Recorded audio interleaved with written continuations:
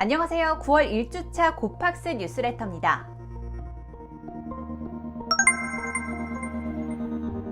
국내와 국외 간 가상자산의 가격 차이, 이른바 김치 프리미엄을 노리고 불법으로 외환을 거래한 일당이 붙잡혔습니다. 시세 차익을 노린 관련자들이 불법으로 거래한 규모만 2조 원이 넘는다고 하는데요.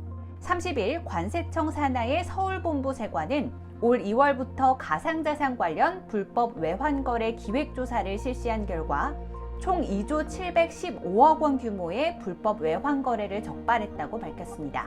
앞서 세관은 가상자산과 연계된 불법 외환거래가 지속되고 있는 것으로 판단해 올 2월부터 금융정보분석원의 외환자료를 바탕으로 기획조사에 착수, 해외 소재 가상자산 거래소에서의 가상자산 구매와 관련된 다수 불법 외환 거래를 포착했습니다. 적발된 불법 외환 거래에는 페이퍼 컴퍼니를 설립해 무역대금으로 위장하는 무역대금 위장 송금, 해외 가상자산 구매 희망자들의 자금을 받아 송금을 대행하고 수수료를 챙기는 불법 송금 대행 등 다양한 유형과 수법이 있었습니다. 한편 이 같은 범죄에 연루된 대부분의 사람이 일반 투자자 신분이었다고 합니다. 이민근 서울세관 조사 2국장은 국내외 가상자산의 시세 차익을 이용하기 위한 외환거래는 외국환 거래법 위반의 가능성이 크다라고 지적했는데요. 수익을 보게 해준다거나 송금을 대행해준다는 명목으로 자산을 가로채는 범죄도 벌어지고 있는 만큼 더욱 각별히 주의해야겠습니다.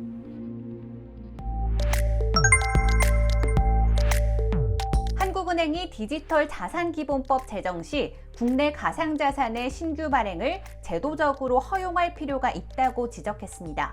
또한 한은은 최근 테라 사태로 인한 투자자들의 피해가 컸던 만큼 스테이블 코인에 대해 EU의 미카 수준의 규제를 채택하고 비트코인 등 가상자산에 대해서는 투자자 보호 장치가 필요하다고 언급했습니다. 한은 관계자는 해외 발행 가상자산의 국내 상장을 통한 거래를 승인하는 제도를 운용할 수 있어 관련 산업 발전과 이용자, 투자자 보호 장치 마련이 가능해지는 효과도 기대가 가능하다라고 설명합니다. 현재 우리나라는 투자자 보호를 위한 명목으로 국내에서 가상자산의 신규 발행인 ICO를 금지한 상태인데요. 이로 인해 현재 국내 업체들은 싱가포르 등 해외의 현지 법인을 설립하여 신규 가상자산을 발행한 후 국내에 상장하는 방식을 이용하고 있습니다. 따라서 ICO 금지의 실효성이 사실상 없다는 비판도 나옵니다. 업계 전문가들은 이러한 당국의 조치가 오히려 고용 창출이나 기술 발전 등 산업 육성의 기회를 박탈하고 국부를 유출시키는 잘못된 조치라고 지적해온 바 있습니다.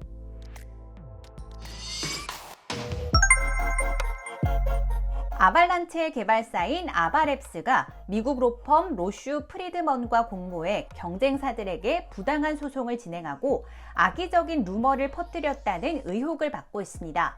지난달 26일 가상자산 업계 내부 고발자 크립토릭스는 촬영한 동영상을 근거로 아발란체 측의 다음과 같은 활동을 폭로했습니다. 미국 법률 시스템을 통해 아바랩스 또는 아발란체와 경쟁할 수 있는 조직과 프로젝트를 공격, 아발란체로부터 규제기관의 주의를 분산시키기 위해 다른 가상자산 산업 종사자를 고소, 에밍퀸 실러 아바랩스 설립자의 개인적인 복수를 위한 고소 진행, 폭로의 당사자인 인물들은 해당 주장을 적극적으로 부인하고 있는데요. 로펌 로슈 프리드먼의 파트너 변호사 카일 로슈는 해당 폭로 동영상의 모습은 만취 상태에서 기만적 수단과 유도성 질문을 통해 만들어진 것이라면서 진술도 짜집기 되어 악의적으로 사용됐다라고 비판했습니다. 아발란체의 설립자 에밍퀸 실러 역시 아바랩스는 소송에 관여한 적이 없고 카일 로슈로부터 자료를 받지도 않았으며 법률 업무에 위탁도 없었다라며 크립토릭스의 폭로는 거짓이라고 주장했습니다.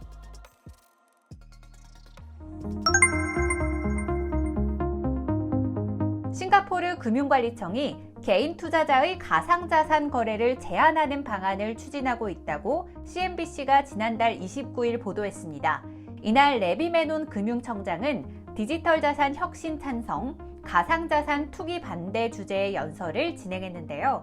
메논 청장은 그간 지속적으로 투자를 경고하며 관련 방안을 강구했음에도 무분별한 투자가 늘고 있다라고 지적하며 가상자산 거래를 더욱 어렵게 하는 새로운 조치를 검토 중이라고 밝혔습니다. 또한 전 세계 규제 당국도 해당 조치를 검토하고 있으며 싱가포르 금융관리청은 규제 조치를 마련하여 10월 말까지 대중의견 수렴 절차를 진행할 것이라고도 덧붙였습니다. MAS가 고려하는 규제안으로는 거래자의 적합성 테스트, 레버리지와 신용한도의 이용 제한 등이 언급되고 있습니다. 한편 이 같은 싱가포르의 방침이 상당히 이례적이라는 반응과 함께 싱가포르 거점 글로벌 가상자산 기업들의 채무 불이행을 수습하려는 움직임이라는 분석도 나오고 있습니다. 가상자산 거래소 인디펜던트 리저브의 설문조사에 따르면 실제로 싱가포르는 국민의 40% 상당이 가상자산에 투자를 하고 있으며 당국 또한 가상자산에 친화적인 정책 기조를 보이며 관련 기업들을 적극적으로 유치해 왔습니다. 잭슨홀 미팅의 후폭풍이 이어지고 있습니다. 파월의 발언 이후로 주요국 중앙은행 인사들의 매파적 발언이 잇따르며 자산시장이 약세를 면치 못하는 모양새인데요. 9월 자이언트 스텝 가능성의 부상 등 또다시 강력한 긴축 정책이 예고되는 만큼 신중하고 안전한 투자 이어나가시길 바랍니다.